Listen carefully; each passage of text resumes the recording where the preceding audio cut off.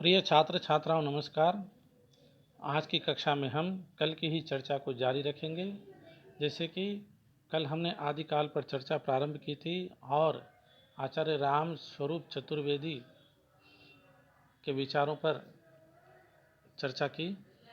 आज जो है हम आचार्य नागेंद्र ने जिस दृष्टिकोण से आदिकाल को देखा उस दृष्टिकोण पर हम बात करेंगे। हिंदी साहित्य आचार्य नागेंद्र कहते हैं, हिंदी साहित्य के आरंभ का प्रश्न हिंदी भाषा के आरंभ से जुड़ा हुआ है। इस भाषा का विकास एक जनभाषा के रूप में हुआ है। कोई भी जनभाषा अपने प्रवाह की अक्षुण्णता में सदा एक रूप नहीं रह सकती। स्थान और काल के भेद में उसमें रूप भेद भी स्वतः उत्पन्न हो जाता है, किंतु जब तक उन रूपों की तात्विक समानता सुरक्षित रहती है तब तक वे एक ही भाषा का बोध कराते हैं। हिंदी भाषा भी स्थान और काल के भेद से अपनी दीर्घ यात्रा में अनेक रूप धारण किए हैं। मगही, मैथिली, भोजपुरी, अवधी, कन्नौजी, बघेलखंडी, बुंदेलखंडी, ब्रज, खड़ी बोली, बांगरू, मेवाती, हाड़ौती, मारवाड़ी, मेवाड़ी, ढूंढारी, मालवी, भीली, खानदेशी, पहाड़ी आदि उसके अनेक रूप भेद पाए जाते हैं, किंतु इन सब में तात्विक समानता विद्यमान है। आजकल इन भाषा रूपों को स्थान भेद से स्मरण किया जाता है, किंतु काल भेद से भी इन रूपों में अंतर है। कुछ शताब्दियों पूर्व या ब्रज या मैथिली का रूप आज यथावत नहीं मिलता, किंतु तात्विक समानता के आधार पर पूर्व काल के वे रूप भी ब्रज या मैथिली ही माने जाते हैं और उन सब रूपों में रचित साहित्य भी हिंदी का साहित्य ही कहा जाता है। अतः भाषा के रूप भेद को भुलाकर तात्विक परिवर्तन के आधार पर ही एक भाषा के अंत और दूसरे भाषा के आरंभ का इतिहास स्वीकार करना अधिक समीचीन प्रतीत होता है। इस दृष्टि से अपभ्रंश को एक अलग भाषा मानकर उसके समानांतर तात्विक आधार पर भिन्न रूप में विकसित भाषा को पृथक नाम देने की आवश्यकता है। यद्यपि अपभ्रंश अपने मूल रूप में ही 15वीं शताब्दी तक साहित्य की भाषा बनी रही, तथापि 8वीं शताब्दी से ही बोलचाल की भाषा पृथक होकर उसे समानांतर साहित्य रचना का माध्यम बन गई थी। इसी भाषा को कुछ विद्वानों ने उत्तर अपभ्रंश या पुरानी हिंदी कहा है और कुछ विद्वानों ने अवहट्ट नाम दिया है, परंतु वास्तविकता यह है कि वह भाषा हिंदी है। उसे उत्तर अपभ्रंश या अवहट्ट नाम देना भ्रम उत्पन्न करना है। जिन विद्वानों ने ये नाम दिए हैं वे भी अपने मत के अंतर्गत प्रायः उक्त तथ्य का समर्थन करते रहे हैं। चंद्रधर शर्मा गुलेरी पहले विद्वान हैं जिन्होंने स्पष्ट शब्दों में यह घोषणा की कि उत्तर अपभ्रंश ही पुरानी हिंदी है। यहाँ उत्तर शब्द काल का बोधक न होकर साहित्यिक अपभ्रंश से इतर बोलचाल की उस भाषा का द्योतक है या बोधक है जो साहित्यिक अपभ्रंश के एक रूप की स्वीकृति के पश्चात उसके बाद के रूप में स्थापित होती जा रही थी। आचार्य रामचंद्र शुक्ल ने गुलेरी जी के लेख के आधार पर अपने इतिहास में आदिकाल के अंतर्गत उत्तर अपभ्रंश की रचनाओं को यह मानते हुए भी स्थान दिया कि उनके आधार पर उस काल की कोई विशेष प्रवृत्ति निर्धारित नहीं की जा सकती। राहुल संकृत्याय ने भी उत्तर अपभ्रंश की रचनाओं को हिंदी की रचनाएं माना है। हिंदी के प्राचीन कवि और उनकी कविताएं लेख में उन्होंने हिंदी कविता का आदि रूप नालंदा और विक्रमशिला के सिद्धों द्वारा बौद्ध धर्म के वज्रयान तत्व के प्रचार की भाषा में सिद्ध किया है। इसी प्रकार डॉक्टर राम कुमार वर्मा ने भी हिंदी साहित्य का आलोचनात्मक इतिहास में गुलेरी जी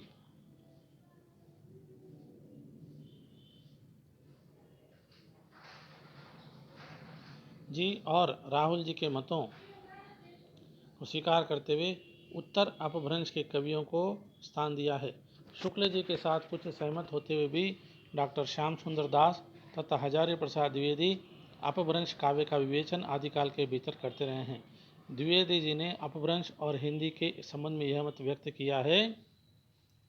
इस प्रकार 10वीं से 14वीं शताब्दी का काल जिसे हिंदी का आदिकाल कहते हैं, भाषा की दृष्टि से अपभ्रंश का ही बढ़ाव है। इसी अपभ्रंश के बढ़ाव को कुछ लोग उत्तरकालीन अपभ्रंश कहते हैं और कुछ लोग पुरानी हिंदी। 12वीं शताब्दी तक निश्चित रूप से अपभ्रंश भाषा ही पुरानी हिंदी के रूप में चलती थी, यद्यपि उसमें नए तत्सम शब्दों का आगमन शुरू हो गया था। इस प्रकार वे अपभ्रंश को हिंदी से अलग रखना चाहते हैं। फिर भी उन्होंने अपभ्रंश के उत्तरकालीन साहित्य को आदिकाल की सामग्री मानकर उसका विवेचन किया है। उनके वक्तव्य से यह सिद्ध हो जाता है कि उत्तर अपभ्रंश हिंदी का ही आरंभिक रूप है। उनके अनुसार अपभ्रंश में शब्दों के तद्भव रूपों के प्रयोग की प्रवृत्ति थी, किंतु जब उसमें तत्सम रूपों के प्रयोग की प्रवृत्ति विकसित होने लगी, तब एक नई भाषा का रूप उभरा, जिसे हिंदी कहना चाहिए। वस्तुतः जनभाषा होते हुए भी हिंदी की यही एक ऐसी प्रवृत्ति है जो अपभ्रंश के बाद भी अब तक निरंतर बढ़ती रही है। अतः जिन विद्वानों ने अपभ्रंश के अतिरिक्त अवहट्ट का झगड़ा खड़ा किया है, वे हिंदी के आरंभिक विकास को उसके आगे की धारा से काट देना चाहते हैं। यह ठीक है कि वे उत्तर अपभ्रंश को शुद्ध अपभ्रंश नहीं मानते, किंतु उसे आरंभिक हिंदी न मानना एक भ्रम है। अधिकांश विद्वान अवहट्ट को पृथक भाषा मानने के पक्ष में नहीं हैं। डॉक्टर भोलाशंकर व्यास ने हिंदी के आरंभिक रूप को ही अवहट्ट कहा है और यही अधिक समीचीन है, क्योंकि जिसे कुछ विद्वान अवहट्ट कहना चाहते हैं, वही अपभ्रंश का ऐसा रूप है जिसमें हिंदी की सभी आरंभिक प्रवृत्तियां एक साथ मिलती है तथा साहित्यिक अपभ्रंश से जिसका गहरा विद्रोह भी झलकता है। अतः हिंदी साहित्य के आदिकाल की सामग्री में उत्तर अपभ्रंश की सभी रचनाएं आ जाती हैं। उन्हें हिंदी साहित्य से निकालकर अपभ्रंश के साहित्य में स्थान देना या अवभट्ट का नया इतिहास खड़ा करना उचित नहीं है। इस दृष्टि से सिद्धों की रचनाओं से हिंदी साहित्य का आरंभ मानना युक्ति संगत है। उनके साहित्य की भाषा अपभ्रंश के उत्तर भाषा रूप में सूचना देती है तथा साहित्यिक अपभ्रंश से खुलकर विद्रोह करती है। साहित्य के आरंभ का निर्णय भाषा के आधार पर तो किया ही जा सकता है, इसके अतिरिक्त एक दूसरा तत्व भी है जिसे हम साहित्य की चेतना कह सकते हैं। सिद्धों की रचनाओं में यह तत्व नए रूप में विकसित होता हुआ दिखाई देता है तथा अपभ्रंश के साहित्य में उनका खुला विद्रोह भी झलकता है। सिद्धों की वस्तु दृष्टि जिस धार्मिक चेतना पर आधारित है, उसका सीधा संबंध नाथ साहित्य से होता हुआ हिंदी के भक्तिकालीन कवियों से जुड़ता है। अगर हम सिद्ध नाथ साहित्य को हिंदी साहित्य से हटाकर अपभ्रंश साहित्य में रख दें, तो फिर हिंदी का समस्त भक्ति साहित्य जड़ और तन से कटे वृक्ष की तरह निराधार हो जाएगा। अतः भाषा के विकास की आरंभिक स्थिति तथा उत्तरवर्ती धार्मिक चेतना के मूल रूप को ध्यान में रखकर सिद्ध साहित्य से हिंदी साहित्य का आरंभ मानना पूर्णतः युक्ति संगत है। साथ यह भी आवश्यक है कि उसके समानांतर लिखे गए साहित्यिक अपभ्रंश के ग्रंथों से उसे सावधानी पूर्वक पृथक रखा जाए, क्योंकि कई विद्वानों ने दोनों को एक मानने की भूल की है। यहाँ यह भी स्मरणीय है कि कई सिद्धों ने एक साथ अपभ्रंश और आरंभिक हिंदी में रचनाएं प्रस्तुत की है। अतः ऐसे कवियों की रचनाएं दो वर्गों में विभाजित हो जाती है और उसी आधार पर उनकी गणना यदि एक और अपभ्रंश साहित्य के इतिहास में की गई है, तो दूसरी ओर आरंभिक हिंदी में साहित्य लिखने के कारण उनका नाम हिंदी साहित्य के इतिहास में आ जाता है। दो या अधिक भाषाओं में रचना करने की यह प्रवृत्ति बहुत समय तक चलती रही। विद्यापति का साहित्य इसका प्रमाण है। अतः एक ही कवि को अपभ्रंश का कवि मान लेने के पश्चात उनकी कुछ रचनाओं में प्रारंभिक हिंदी का प्रयोग देखकर उसे हिंदी का आरंभिक कवि मानने से इनकार नहीं किया जा सकता। अब प्रश्न यह उपस्थित होता है कि हिंदी का प्रथम कवि किसे माना जाए। ठाकुर शिवसेंगर ने 7वीं शताब्दी में उत्पन्न पुष्प या पुंड नामक किसी कवि को हिंदी का प्रथम कवि माना था, किंतु इस कवि का उल्लेख मात्र मिलता है। अभी तक उसकी कोई रचना उपलब्ध नहीं हुई। राहुल जी ने 7वीं शताब्दी ईस्वी के सरपात को हिंदी का प्रथम कवि माना है। वे 84 सिद्धों में से एक थे। उनकी कविता में अपभ्रंश का साहित्य रूप छूट गया है तथा बोलचाल की भाषा जो आरंभिक हिंदी है प्रयुक्त हुई है। वर्ण विषय और चेतना की दृष्टि से भी उनका काव्य हिंदी साहित्य के भक्तिकाल का बीजांकुर है। 84 सिद्धों की काव्य चेतना के अनेक तत्व नाथ संप्रदाय की काव्य चेतना में विलीन होकर एक नई प्रेरणा बने और फिर दोनों ने भक्ति काव्य की आधारभूमि तैयार की। सिद्ध साहित्य से नाथ साहित्य का विकास हुआ और नाथ साहित्य की प्रेरणा से भक्तिकालीन संत साहित्य का प्रादुर्भाव हुआ, जिसके प्रथम कवि कबीर माने जाते हैं। सरपात की काव्य परंपरा में विकसित नाथ पंथ का हठयोग कबीर के काव्य में इतना अधिक पल्लवित हुआ है कि सरपात के काव्य की आदि स्थिति को नकारा नहीं जा सकता। साहित्यिक अपभ्रंश में जो साहित्य विकसित हुआ उस पर सरपात का उतना प्रभाव नहीं है जितना नाथ साहित्य और संत साहित्य पर है। एक तीसरा आधार और है जिस पर हम सरपात को प्रथम हिंदी कवि के रूप में प्रतिष्ठित कर सकते हैं, वह है शैली की परंपरा का। सरपात ने दोहा और पदों की शैली में अपनी कविता रची। यह शैली उनके बाद में सभी हिंदी कवियों ने परंपरा के रूप में अपनाई। हिंदी मुक्त काव्य में दोहा सबसे अधिक प्रिय छंद रहा, अतः सभी दृष्टियों से सरपात को हिंदी का प्रथम कवि माना जा सकता है।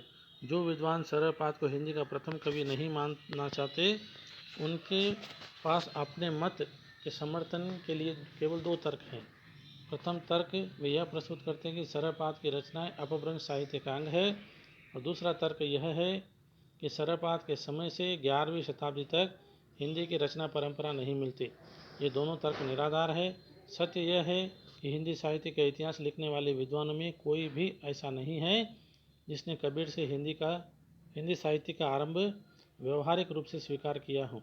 यूँ डॉक्टर हजारी प्रसाद द्विवेदी, डॉक्टर गणपति चंद्र गुप्त प्रभृति एक दो विद्वानों ने अपभ्रंश और हिंदी के मध्य निर्णायक रेखा खींचना कठिन मानकर यह इच्छा प्रकट की कि भक्ति काल से हिंदी साहित्य का आरंभ माना जाए, किंतु वे भी अपनी इस इच्छा का अनौचित्य समझते रहे हैं और इसी कारण उन रचनाओं का आदिकाल के अंतर्गत विवेचन करने को बाध्य हुए हैं जिन्हें वे अपभ्रंश की रचनाएं कहते हैं। डॉक्टर गणपति चंद्र गुप्त ने इस संदर्भ में अपने हिंदी साहित्य का वैज्ञानिक इतिहास में भरतेश्वर बाहुबली रास के रचयिता शालिभद्र सूरी को हिंदी का प्रथम कवि माना, जो तर्क सम्मत नहीं है। इस प्रश्न का यह उत्तर हो सकता है कि सरपात की हिंदी भाषा हिंदी का प्रारंभिक रूप है या शालिभद्र सूरी की भाषा।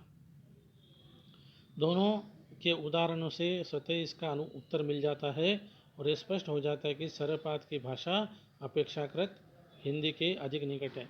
सरपात घोर अंधारे चंदमनी जिमें उज्जो करई परम महासुह ऐको कन दूर्य अशेष हरई पंडिय सल संत बखानई दे रुद्र बसंत न जानई अमना गमन न तेन विखंडिय तो भी निलज्ज भनई हऊ पंडिय।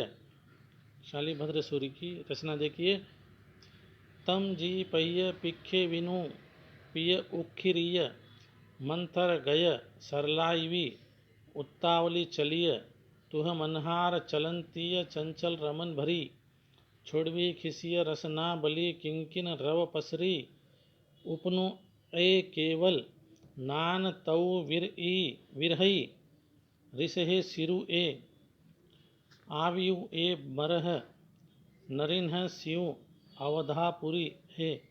रही परंपरा की बात तो उसके लिए ग्रंथों का उतना महत्व नहीं जितना चेतना, भावना और विचारना का है, क्योंकि इन्हीं से साहित्य का अस्तित्व माना जाता है, न कि मात्र ग्रंथ संख्या से। इस दृष्टि से सरपात की देन अधिक महत्वपूर्ण है। उसकी काव्य, उसकी भावधारा सिद्धों और नाथों से होती हुई कबीर तक अपनी परंपरा बनाती है। जबकि शालिभद्र सूर्य की देन इस संदर्भ में नगण्य है। अतः सरपात को ही हिंदी का प्रथम कवि मानना तर्क संगत है। हिंदी के प्रथम कवि सरपात की जो रचनाएं मिली है वे सभी मुक्तक है। अतः प्रथम रचना के नाम पर किसी एक पुस्तक को प्रस्तुत नहीं किया जा सकता। महापंडित राहुल सांकृत्यायन ने हिंदी काव्य धारा में सरपात की कुछ रचनाओं का संग्रह किया है। उसी के आधार पर उनकी हिंदी रचना का एक अंश यहाँ उद्धृत किया जाता है। जहाँ मन पवन संचरई रवि शशि नाह पवेश ताहि वट चित विसाम करूं सरहे कहिए उवेश पंडिय सल सत्य बखानई देहई बुद्ध बसंत न जानई। यद्यपि सुदर्शन में अपभ्रंश भाषा के व्याकरण की प्रवृत्तियाँ भी मिलती है, तथापि हिंदी के रूप की झलक ही अधिक स्पष्ट है।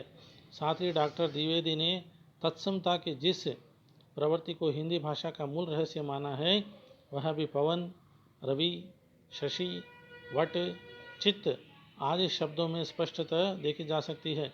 अन्य सिद्ध कवियों ने भी सरपात की इस भाषा प्रवृत्ति का अनुसरण किया है या अनुकरण किया है। राहुल ने सरपात का समय 769 ईस्वी माना है तथा डॉक्टर विनयतोष भट्टाचार्य ने 633 ईस्वी बताया है।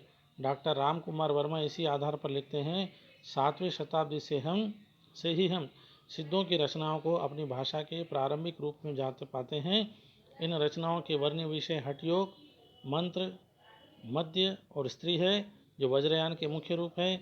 भाषा अपभ्रंश मिश्रित है, जिसमें सिद्धांतों के मिश्रण के कारण काव्योत्कर्ष हो नहीं सकता। वस्तुतः डॉक्टर वर्मा ने काव्योत्कर्ष का जो अभाव देखा है, वह सिद्धांतों के मिश्रण के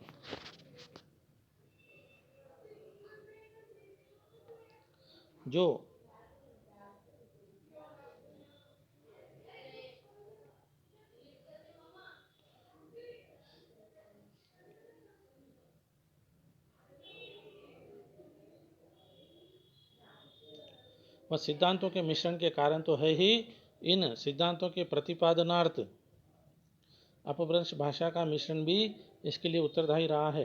अतः आरंभिक रचना की दृष्टि से काव्योत्कर्ष का उतना महत्व नहीं है जितनी महत्वपूर्ण बात है काव्य भाषा के रूप में किसी रचना में हिंदी का प्रयोग, और यह प्रयोग सरपात की रचनाओं में ही प्रथम बार मिलता है।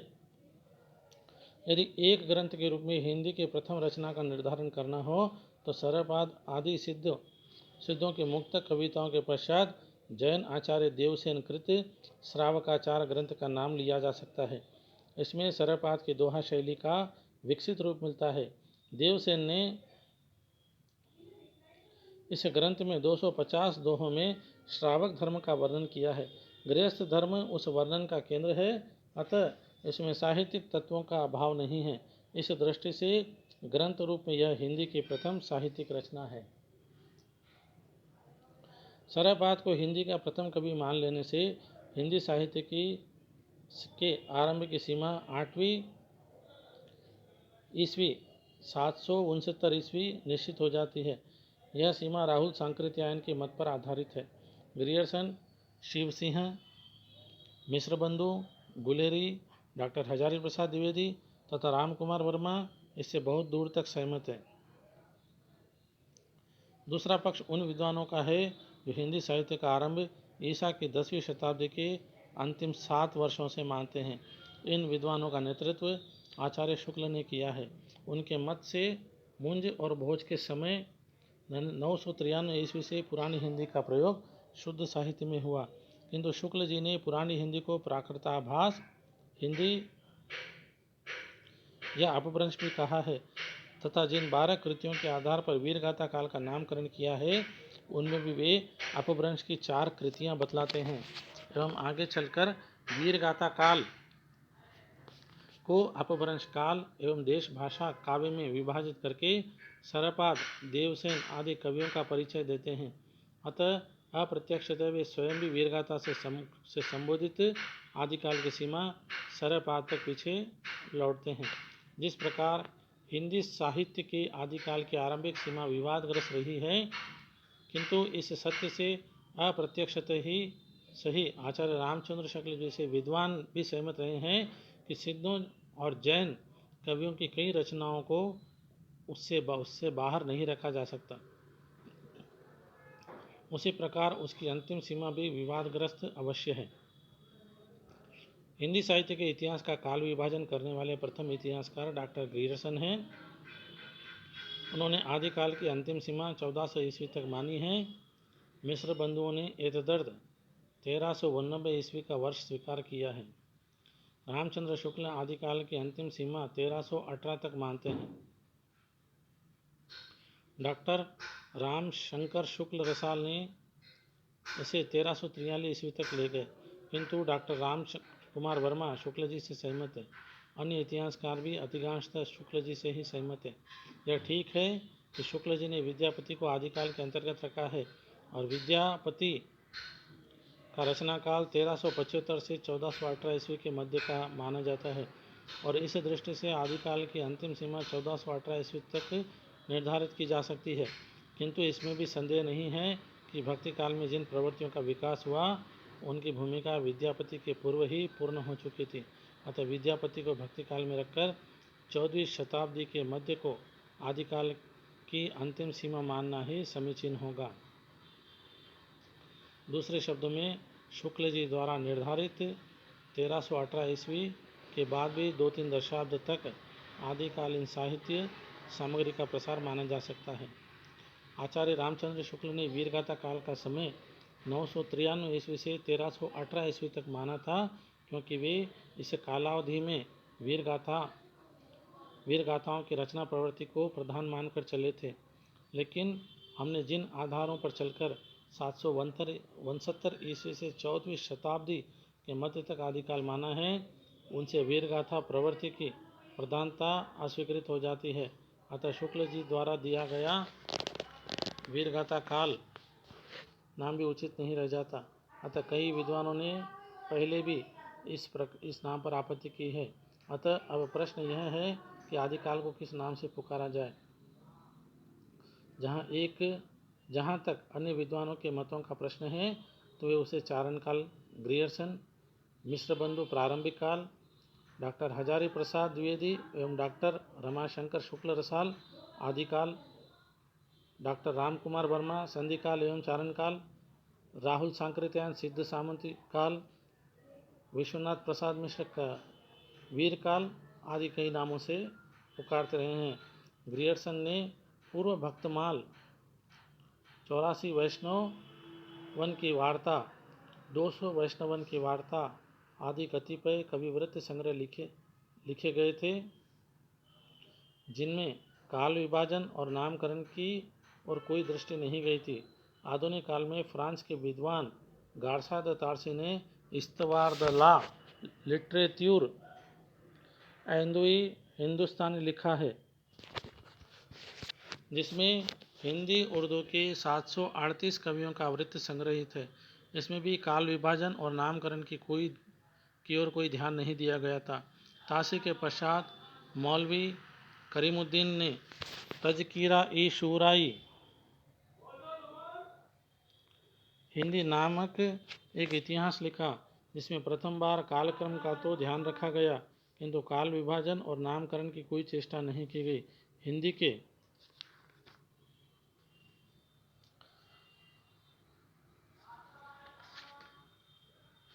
सबसे अधिक कवियों का परिचय प्रथम बार डॉक्टर शिव सिंह सेंगर ने शिव सिंह सरोज ग्रंथ में प्रस्तुत किया, जिसमें आकारादि क्रम अपनाया गया। इसलिए ऐतिहासिक दृष्टि के अभाव के कारण काल विभाजन एवं नामकरण की समस्या उसमें भी नहीं आ सकी। वस्तुतः काल विभाजन करके नामकरण करने वाले प्रथम इतिहासकार डॉक्टर ग्रियर्सन ही हैं, किंतु उनका दिया हुआ चारण काल नाम नितांत अनुपयुक्त है। इस काल का समय तो 643 ईस्वी तक पीछे ले गए, किंतु उस समय की किसी चारण रचना या चारण प्रवृत्ति की रचना का वे उल्लेख नहीं कर सके। वस्तुतः इस प्रकार की रचनाएं 1000 ईस्वी तक मिलती ही नहीं। ग्रियर्सन के पश्चात मिश्र बंधु विनोद में 643 ईस्वी से 1387 ईस्वी तक के आदिकाल को प्रारंभिक काल नाम दिया।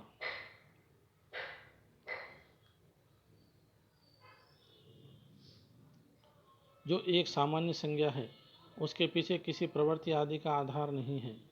उन्होंने अपने विनोद में प्रारंभिक काल के पीछे हिंदी भाषा को अवश्य ध्यान में रखा है।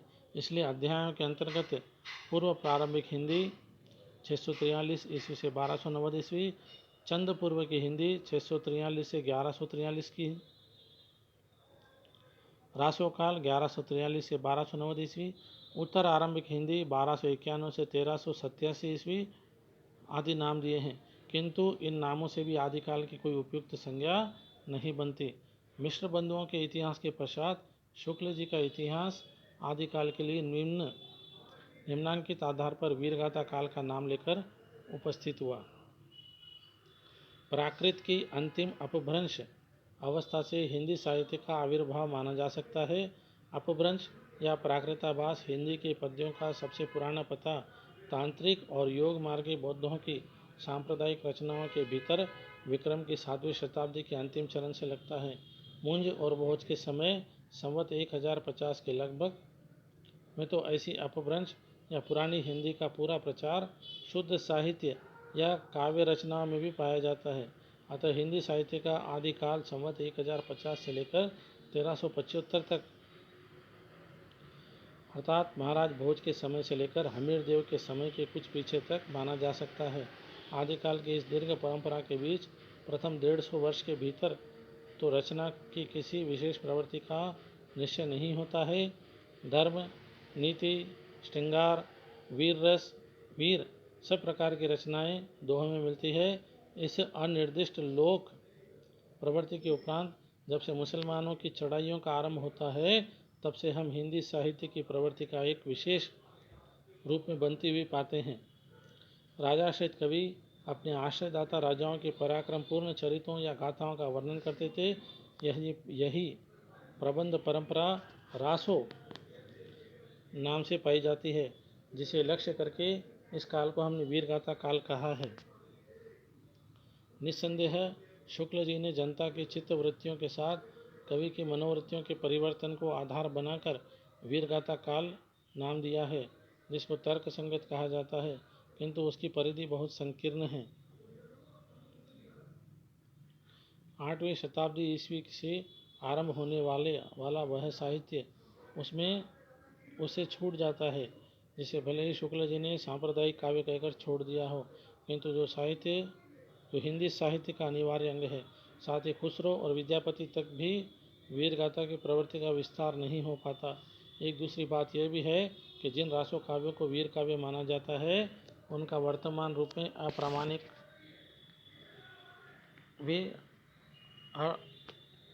अप्रामाणिक होना है ही। कुछ आलोचक उन्हें सर्वांश में भी परवर्ती काल की रचनाएं सिद्ध करते हैं। अतः रचनाओं की संख्या गिनाकर वीरगाथा काल नाम सिद्ध नहीं किया जा सकता। शुक्ल जी ने यह तथ्य स्वयं भी स्वीकार किया है। इस काल की जो साहित्यिक सामग्री प्राप्त है, उसमें कुछ तो असंदिग्ध है और कुछ संदिग्ध। असंदिग्ध सामग्री जो कुछ प्राप्त है, उसकी भाषा अपभ्रंश अर्थात प्राकृताभास, प्राकृत की रूढ़ियों से बहुत कुछ बद्ध हिंदी है। इससे स्पष्ट है कि वे स्वयं भी रासो ग्रंथों को संदिग्ध सामग्री मानते थे। उसी संदिग्ध सामग्री में प्राप्त चित्त वृत्ति को आधार मानकर उन्होंने वीरगाथा काल नाम दिया, जिसे तर्क सम्मत कैसे कहा जा सकता है। डॉक्टर श्याम सुंदर दास ने शुक्ल जी के मत का समर्थन किया है, किंतु उसके अनुसार उन्होंने ग्रंथ के विषय का वर्णन नहीं किया, अपितु प्रत्येक प्रवृत्ति का आदिकाल से आधुनिक काल तक का विकास दिखलाया है। फलतः वे आदिकाल के नामकरण की समस्या से बच गए हैं। डॉक्टर हजारी प्रसाद द्विवेदी शुक्ल जी द्वारा दिए गए नाम से सहमत नहीं हैं। वे धार्मिक रचनाओं को भी साहित्य का अंग मानने का तर्क देते हैं। अतः जिन रचनाओं को शुक्ल जी ने सांप्रदायिक रचनाएं करके छोड़ दिया है, उन्हें द्विवेदी जी महत्वपूर्ण घोषित करते हैं। वस्तुतः शुक्ल जी का तर्क निराधार है, क्योंकि धार्मिक रचनाओं में यदि साहित्य का तत्व नहीं हो सकता, तब तो समस्त भक्तिकालीन साहित्य को धार्मिक काव्य होने के कारण हिंदी साहित्य के इतिहास से निकाल देना होगा।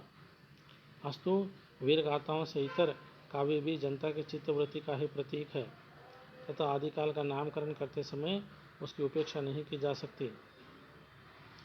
डॉक्टर रामकुमार वर्मा ने आदिकाल को संधिकाल और चारण काल इन दो खंडों में विभाजित किया है। प्रथम काल भाषा की ओर संकेत करता है और द्वितीय नाम एक वर्ग का बोध कराता है। स्पष्ट है कि ये दो नाम लिखकर भी किसी प्रवृत्ति को आधार नहीं बनाते, अतः नामकरण के संबंध में उनका मत निराधार है। राहुल जी द्वारा दिया गया सिद्ध सामंत काल नाम केवल दो वर्गों की ओर संकेत करता है। सिद्ध स्वयं रचनाकार थे, जबकि सामंत रचना प्रेरक थे। यह संयोग भी तर्कसम्मत तो है ही नहीं, साथ ही कई महत्वपूर्ण प्रवृत्तियों की रचनाओं की भी उपेक्षा करता है। नाथपंथी और हठ योगी कवियों तथा खुसरों आदि की काव्य प्रवृत्तियों का इस नाम में समावेश नहीं होता। विश्वनाथ प्रसाद मिश्र द्वारा दिया गया वीरगाथा काल नाम केवल शुक्ल जी के नाम का रूपांतरण है, जो नवीनता से चौंकाता तो है, परंतु कोई तथ्य नहीं प्रस्तुत करता। वास्तव में आदिकाल ही ऐसा नाम है जिसे किसी न किसी रूप में सभी इतिहासकारों ने स्वीकार किया है, जिसे हिंदी साहित्य के इतिहास की भाषा, भाव, विचारना, शिल्प भेद आदि से संबद्ध सभी गुत्थियां सुलझ जाती है। इस नाम से उस व्यापक पृष्ठभूमि का बोध होता है जिस पर आगे साहित्य खड़ा है। भाषा की दृष्टि से हम इस काल के साहित्य में हिंदी के आदि रूप का बोध पा सकते हैं, तो भाव की दृष्टि से इसमें भक्ति काल में से आधुनिक काल तक की सभी प्रमुख प्रवृत्तियों के आदिम बीज खोज सकते हैं। जहाँ तक रचना शैलियों का प्रश्न है, उनके भी वे सभी रूप जो परवर्ती काल में प्रयुक्त हुए वे आदि रूप में मिल जाते हैं। इस काल की आध्यात्मिक, श्रृंगारिक तथा वीरता की प्रवृत्तियों का ही विकसित रूप परवर्ती साहित्य में मिलता है, अतः आदिकाल ही सबसे अधिक उपयुक्त एवं व्यापक नाम है। इसके बाद जो है आदिकाल पर विभिन्न दृष्टियों से चर्चा करने के पश्चात अब हम जो है उस युग के परिवेश की बात करेंगे या उस परिवेश की बात करेंगे। साहित्य मानव समाज की भावनात्मक या भावात्मक स्थिति और गतिशील चेतना की अभिव्यक्ति है, अतः उसके प्रेरक तत्व के रूप में मनुष्य के परिवेश का बहुत महत्व है। किसी भी काल के साहित्य इतिहास को समझने के लिए उस परिवेश को ठीक प्रकार से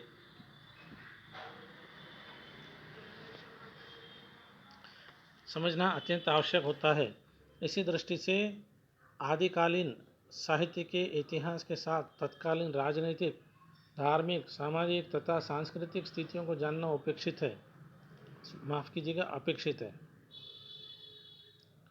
राजनीतिक स्थिति, जैसा कि पहले कहा जा चुका है, आदिकाल की अवधि 769 ईस्वी से 1418 ईस्वी तक है। इस काल की राजनीतिक परिस्थिति वर्धन साम्राज्य के पतन से आरंभ होती है। अंतिम वर्धन सम्राट हर्षवर्धन के समय से ही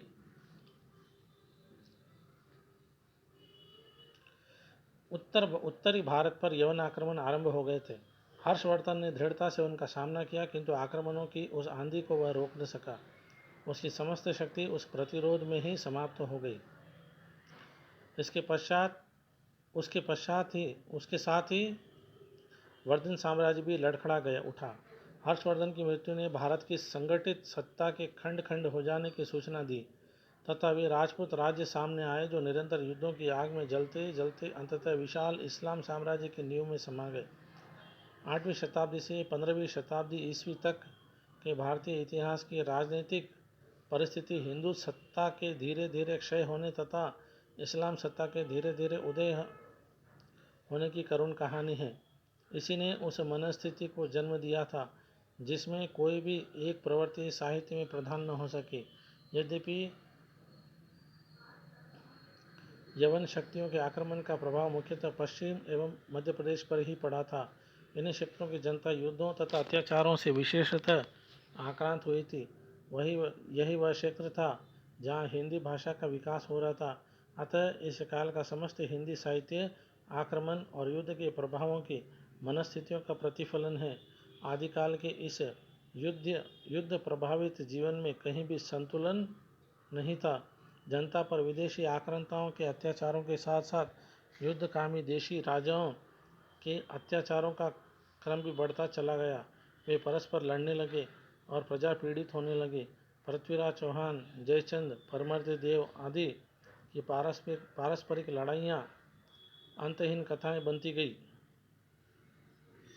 फलतः जनता में एक ऐसे वर्ग का उदय हुआ जो साहस और वीरता के साथ लड़ते हुए जीना चाहता था। तो एक दूसरा ऐसा वर्ग भी पनपा जो विनाश लीला देख देखकर संसारेतर या संसार से हटकर बातें सोचने को बाध्य था। अराजकता, गृहकलह, विद्रोह, आक्रमण और युद्ध के वातावरण में यदि एक कवि आध्यात्मिक जीवन की बातें करता था तो दूसरा मरते मरते भी जीवन का रस भोग लेना चाहता था। एक तीसरा ऐसा भी कवि था जो तलवार के गीत गाकर गौरव के साथ जीना चाहता था। यही इस काल की राजनीतिक परिस्थितियों की एक विचित्र देन है, जिसके फलस्वरूप यदि स्त्री भोग, हठयोग से लेकर आध्यात्मिक पलायन और उपदेशों तक का साहित्य एक ओर लिखा गया तो दूसरी ओर ईश्वर की लोक कल्याणकारी सत्ता में विश्वास करने, लड़ने या फिर लड़ते लड़ते जीने और संसार को सरस बनाने की भावना भी साहित्यिक रचना के मूल में सन्निहित हुई। सम्राट हर्षवर्धन का दरबार संस्कृत के कवियों और पंडितों से भरा रहता था। अपभ्रंश और भाषा के कवियों को उस समय कोई प्रोत्साहन नहीं मिलता था, किंतु राजपूतों की को राजधानियां स्थापित हो जाने के पश्चात लोक भाषा का आदर बढ़ने लगा। मध्य प्रदेश में फिर भी स्थिति विपरीत ही बनी रही। वहाँ प्रतिहार और गाहड़वार राजा वैदिक भावना के समर्थक बने रहे। डॉक्टर हजारी प्रसाद द्विवेदी के शब्दों में वे बाहर से बुलाकर अनेक ब्राह्मण वंशों को दान देकर काशी में बसा रहे थे। संस्कृत को उन्होंने बहुत प्रोत्साहन दिया। इस प्रकार उचित प्रोत्साहन के अभाव में लोक भाषा के कवियों को काव्य रचना के अनुकूल वातावरण नहीं मिलता था। जो कवि धार्मिक भावना से अनुप्राणित थे वे किसी की परवाह किए बिना काव्य साधना करते थे, किंतु जो कवि राजाश्रित हो जाते थे उन्हें अपने राजा को प्रसन्न करने के लिए काव्य रचना करनी पड़ती थी। धर्म और राजाश्रय से मुक्त होकर कविता करने वाले कवियों की प्रतिभा के विकास के लिए उचित वातावरण नहीं था। अब इसके बाद हम राजनीतिक स्थिति के बाद हम धार्मिक स्थिति की चर्चा करेंगे। ईसा की 6वीं शताब्दी तक देश का धार्मिक वातावरण शांत था। विभिन्न धार्मिक संप्रदायों में परस्पर मेलजोल बढ़ने लगा था। वैदिक यज्ञ, मूर्ति पूजा तथा जैन एवं बौद्ध उपासना पद्धतियाँ एक साथ चल रही थी, किंतु 7वीं शताब्दी के साथ देश की धार्मिक परिस्थितियों में परिवर्तन आरंभ हुआ। इस समय अलंबार और नायंबार संत दक्षिण भारत से उत्तर भारत की ओर एक धार्मिक आंदोलन ले आए। 642 ईस्वी में जब विहेंसांग ने दक्षिण भारत की यात्रा की तो वहाँ बौद्ध धर्म के पतन की झलक पाकर वह बहुत दुखी हुआ था। उत्तर भारत में भी इस समय यह प्रभाव आ रहा था। वैष्णव मत इस समय अधिक प्रतिष्ठित नहीं था, अतः जनता में या तो जैन मत सम्मान पा रहा था या शैव मत। फल यह हुआ कि शैव और जैन मत आगे बढ़ने की होड़ में परस्पर टकराने लगे थे। 12वीं शताब्दी तक वैष्णव आंदोलन तीव्र होने लगा था और शैव आंदोलन ने भी नया रूप ले लिया था। फलतः जैन मत के प्रचारकों की शक्ति घटने लगी थी। राजपूत राजा अहिंसा मूलक मतों में विश्वास नहीं करते थे, उन पर शैव मत का प्रभाव अधिक था। मध्य देश के गाहड़वार राजा स्मार्त थे तथा मालवा के राजा वैदिक धर्म के समर्थक थे। गंगा और नर्मदा के अंतराल में कलचुरी वंश शैव मत के प्रचार में लगा हुआ था। इसी वंश के प्रतापी राजा कर्ण के प्रभाव से काशी शैव साधना का केंद्र बनी हुई थी। धीरे धीरे स्मार्त मतानुयायी जनता भी शैवी होती जा रही थी। वस्तुतः समस्त उत्तर भारत में धीरे धीरे शैव मत बौद्ध एवं स्मार्त प्रभावों को स्वीकार करता हुआ एक नया रूप लेने लगा। नाथ पंथ का उदय इसी रूप में हुआ। डॉक्टर हजारी प्रसाद द्विवेदी के मतानुसार हिमालय के पाद देश में प्रचलित नाथ पूजा बौद्ध धर्म को प्रभावित करके वज्रयान शाखा के नाम से प्रसिद्ध हो चुकी थी। डॉक्टर ईश्वरी प्रसाद के विचार से इस समय राजपूत शौर्य के उदय के कारण ब्राह्मण धर्म की विजय पताका सर्वत्र फहरा रही थी। किंतु साथ यह भी सत्य है कि बौद्ध धर्म भी रूप बदल कर अपनी जड़ें गहरी करने के लिए सर्वत्र प्रयत्नशील था। उसकी महायान शाखा के मंत्र तंत्र, जादू टोने, ध्यान धारणा आदि के अनेक प्रभाव निम्न स्तर के हृदयों पर छाए हुए थे। जनता हिंदू साधुओं को जितनी प्रतिष्ठा करती है, उतनी ही प्रतिष्ठा बौद्ध सन्यासियों की भी थी। उनके प्रभाव से मनुष्यों में आत्मविश्वास की कमी होती जा रही थी। शैव साधकों का बढ़ता हुआ प्रभाव इस दिशा में और अधिक सहायक हुआ। वे जनता को 84 लाख योनियों में भटकने का भय दिखाकर निरुत्साहित करने लगे थे। धार्मिक स्थानों की दुर्दशा हो चली थी। व्यभिचार, आडंबर, अर्थलोभ आदि जिन दोषों का बौद्ध विहारों में प्राधान्य हो गया था, उन्हीं से हिंदू मंदिर भी ग्रस्त हो चले थे। पुजारी एवं महंत धर्म के सच्चे स्वरूप से अपरिचित होते जा रहे थे तथा अधिकार एवं धन का प्रलोभन प्रबल हो गया था। सोमनाथ मंदिर पर किए गए आक्रमण में महमूद की सफलता से जहां एक और शैव एवं जैन संघर्ष की सूचना मिलती है, वहां उससे मंदिरों में बड़े विलास एवं धन संग्रह का भी पर्दा खुलता है। देशव्यापी धार्मिक अशांति के इस काल में एक बाहरी धर्म इस्लाम का प्रवेश भी कम महत्व नहीं रखता है। अशिक्षित जनता के सामने अनेक धार्मिक राहें बनती जा रही थी, किंतु राह दिखाने वाले लोग ईमानदार नहीं थे। बौद्ध सन्यासी यौगिक चमत्कारों का प्रभाव दिखा रहे थे। वैदिक एवं पौराणिक मतों के समर्थक खंडन मंडन की भूल भुलैया में पड़े थे। उधर जैन धर्म पौराणिक आख्यानों को नए ढंग से गढ़कर जनता की आस्थाओं पर नया प्रभाव जमा रहा था। वैष्णवों की धार्मिक कथाएं जैन कथाएं बनती जा रही थी। इस प्रकार नास्तिकता आस्तिकता का आवरण ओढ़कर जनता में भ्रांति या भ्रांत वातावरण फैला रही थी। कुल मिलाकर विभिन्न धर्मों के मूल रूप लुप्त हो चुके थे तथा यह कहना कठिन हो गया था कि किसी धर्म के निश्चित साधना पद्धति का स्वरूप क्या है। हाँ, मति भ्रम का अंत करने वाली एक दार्शनिक लहर दक्षिण भारत से अवश्य आ रही थी, जिसके प्रचारक शंकराचार्य थे।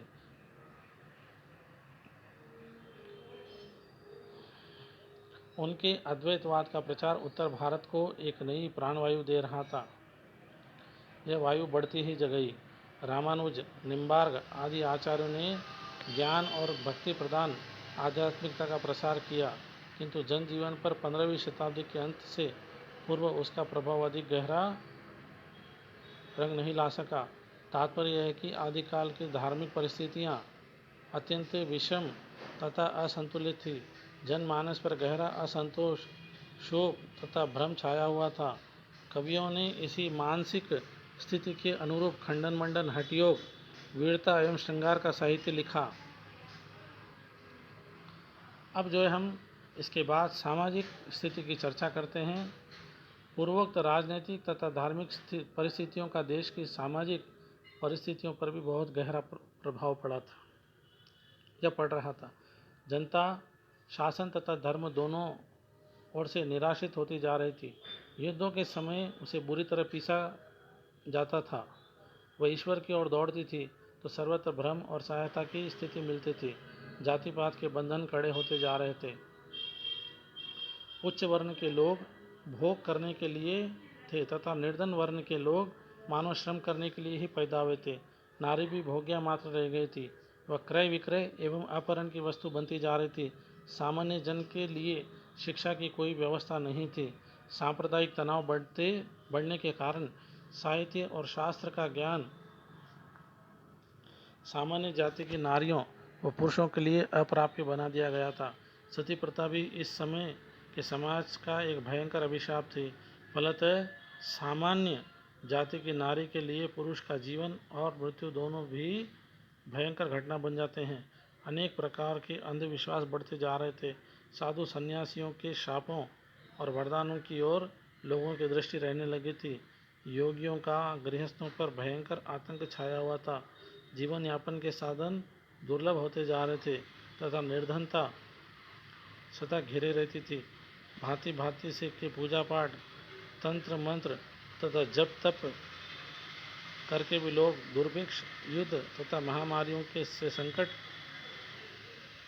नहीं टाल पाते थे। सामाजिक परिस्थितियों की इस विषमता में जीने वाली जनता भाव के स्तर पर निरंतर ऐसे विचारों की प्यासी रहती थी जो उसे सांत्वना देकर मानसिक शांति की ओर बढ़ा सके। हिंदी के कवियों को जनता की इस स्थिति के अनुसार काव्य रचना की सामग्री जुटानी पड़ी। आज की कक्षा हम यहीं पर समाप्त करते हैं। कल की कक्षा में इसी चर्चा को हम आगे भी जारी रखेंगे। धन्यवाद।